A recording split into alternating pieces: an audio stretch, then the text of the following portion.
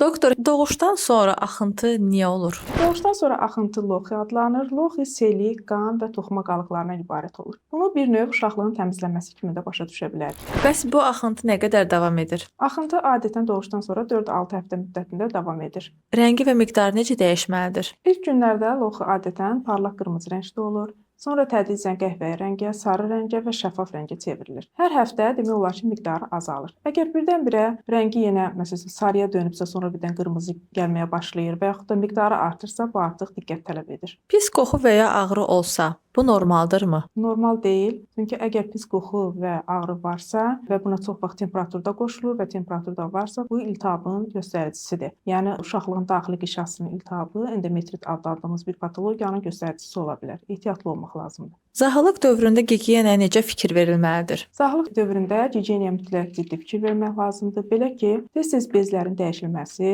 tez-tez yuyunmaq, eyni zamanda tamponlardan uzaq durmaq, cinsi əlaqədən uzaq durmaq mütləqdir.